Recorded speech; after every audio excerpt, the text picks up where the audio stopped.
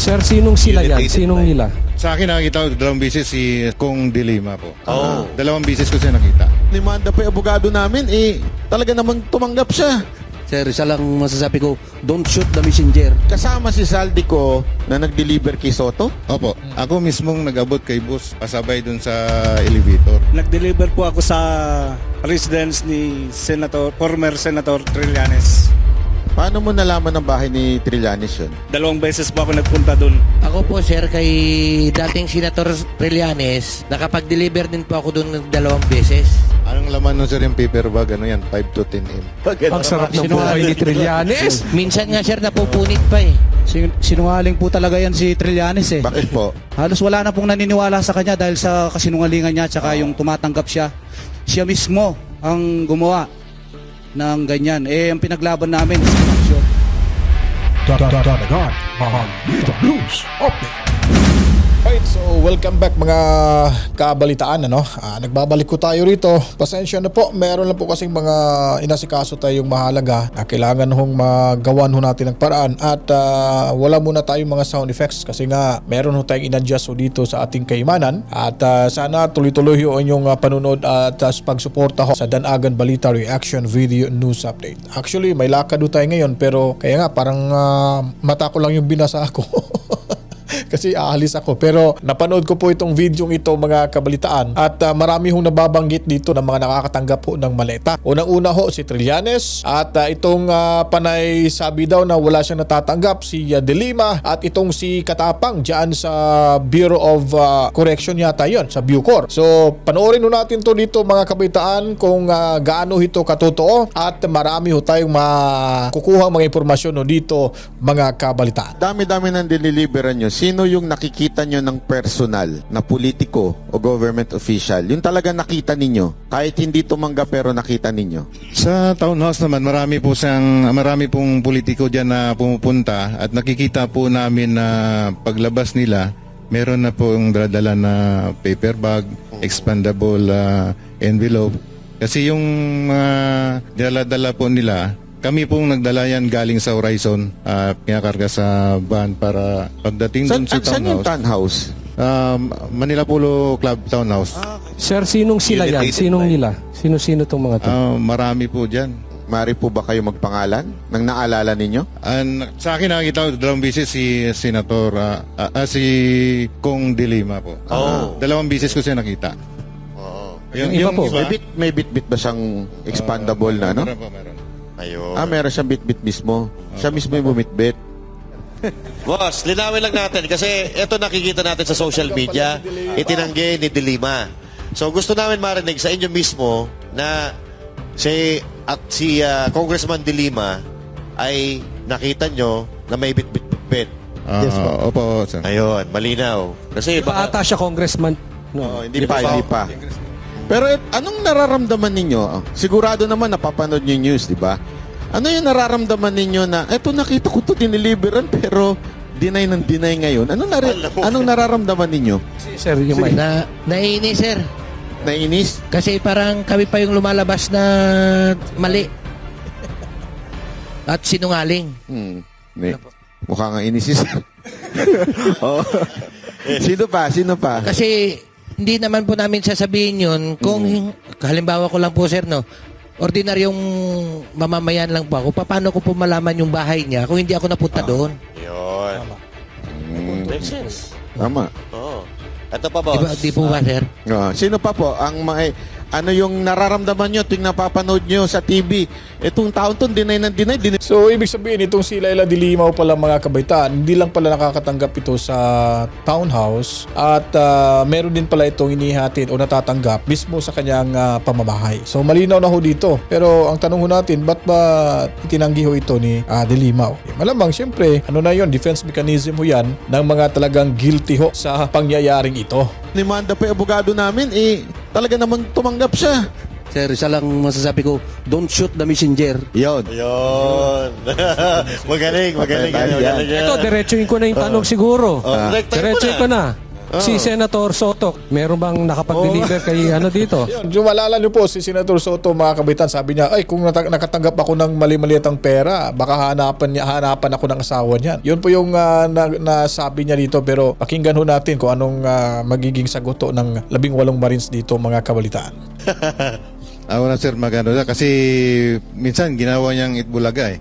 Ang plan sir, nung ako yung ano diyan, yung team advance. Ikaw. So, nauna kami sa area sa Baclaran, sa building, sa opisina yata yun sir sa Baclaran. Ngayon, pagdating nila ni boss, ako nag-guide dun sa baba kasi sa baba may daan dun sir eh. May elevator paakyat.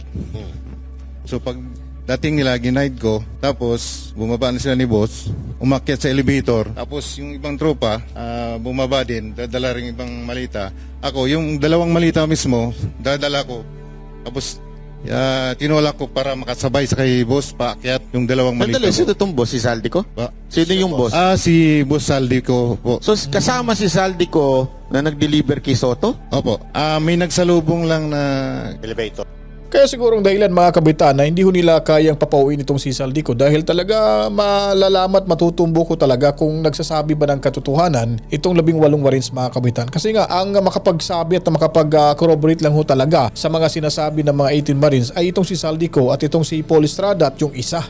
Balita ko, parang hindi na yata nila pinipilit, pinipuwersa. Yung alibay so ng Malacanang, nakipag-coordinate na daw sa Portugal.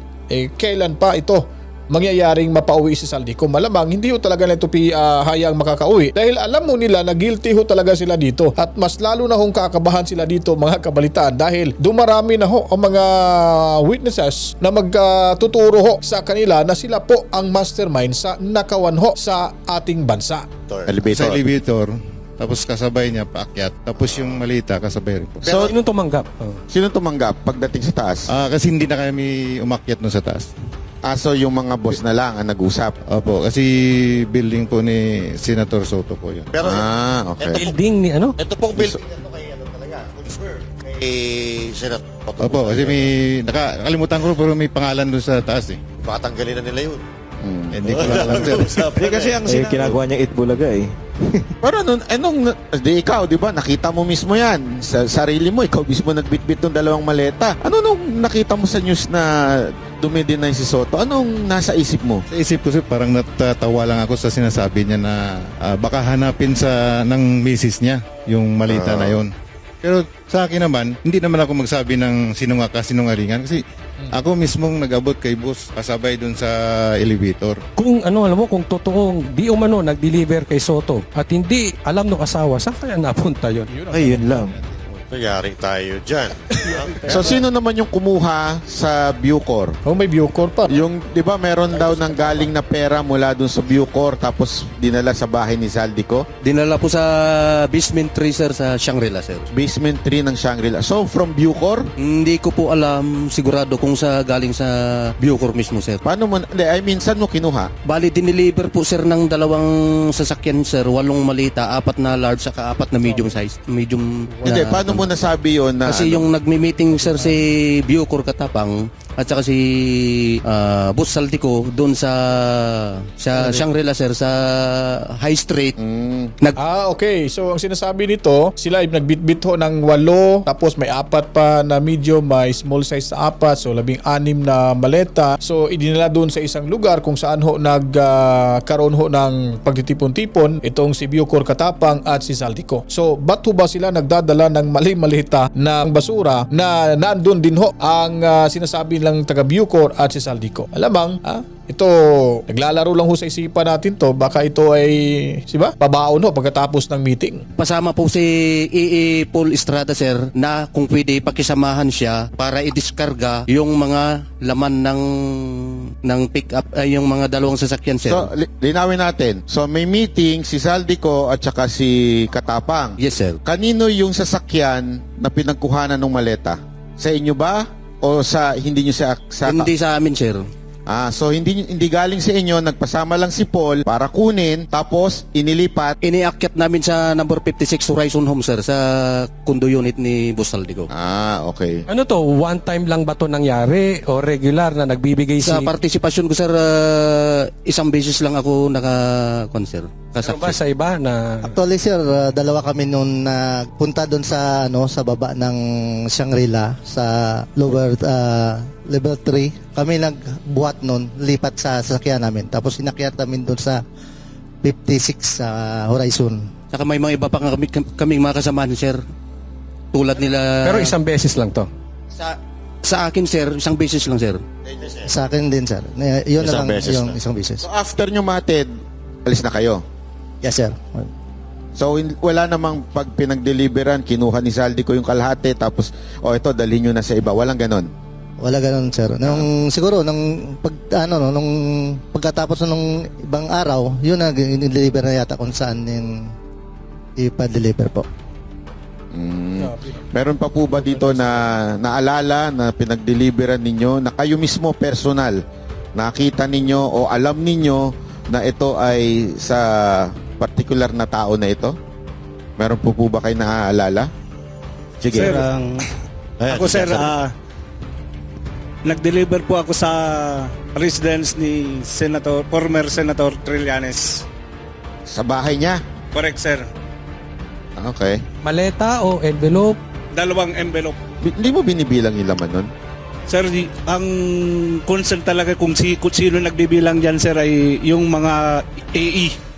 Kasi kami, sir, driver bodyguard lang. So, ang concern lang namin, magmaneho, ang pagbibilang ng pera, yung mga AE. So, nung diniliver mo sa kay Trillanes, siya ba ang tumanggap? Tao niya ba? Sir, yung pagdating na namin doon sa bahay nila, si Mark Tixay na po yung pumunta doon sa loob ng bahay. Paano mo nalaman ang bahay ni Trillanes yun? Sir, 2 beses po ako nagpunta doon. At saka yung bodyguard niya ay nadoon, kabats ko din. Okay. Okay. At saka, isa pa, sir, dagdag ko pa. Noong panahon na nagdadrive pa ako kay Joey De Guzman, 2 beses ko din na sinundo doon sa may DBA, Dasma Village, Makati, si former Senator Sonny Trillanes. Kasi ayaw niya magpakilala, sir. So hindi ko alam kung bakit ayaw niya magpakilala. So sinundo ko doon sa may gate ng Pasay Road. May nabanggit kang Joey De Guzman. Sino ba ito? Ito ba yung media personality? Media siya, sir. Siya yung pinag-drive namin. 2 po kami dati. Nagkapalitan. Sige, Mike, sir. Bali ako yung nandun una, sir, 2024, andun ako. Kay Joey De Guzman. Yes po. Nung nalipat ako sa team ni Madam, ni Maylin Arco, si Top Taber doon na pumalit sa akin. Ganun pa rin yung aktibidad namin, sir. Activity ng saan ihatid yung pera. Pero, di ba, tama ba ako? Ito ba yung sa media? Ito si Joey De Guzman? Tama ba? Yes po. May mga kasama pa yan sila, sir. Hindi ko lang muna pagkitin kasi nasa private individual. Wala din po sa PDB. Okay. Yes po. Yun po ang reason bakit hindi namin sinama. Yung isang halimbawa lang yan, sir, si Joey De Guzman. Joey De Guzman. Pero siya, nakakatanggap din. Possible, sir. Meron Yes, pa, sir. sir. Ako po, sir, kay dating Senator Trillanes, nakapag-deliver din po ako doon ng 2 beses sa residence niya. Folder o maleta? Yung una po naming dineliver doon, sir, ay paper bag. Tapos, kasama ko po noon si Paul Estrada, yung iipo ni Kong Saldi. Yung pangalawa po, 6 na malita yun. Kasama ko na po si Mark Tixay. Yung AA din po yan ni boss. Kaya kung ano man po yung inaano niya sa TV, todo deny po, imposible naman siguro. Anong nararamdaman nyo nung siyang unang-unang pumiyok at nagalit? Kaya nga at po, sir, dinimanda ang naiinis kami, lahat? sir, eh. Ha? Kaya nga po, sir, naiinis kami. Naiinis, nagagalit ka rin po kasi totoo yung sinasabi mo, eh. Tapos, pinapasinungalingan niya. Si Sir. May kanina si Sir may gustong sabihin.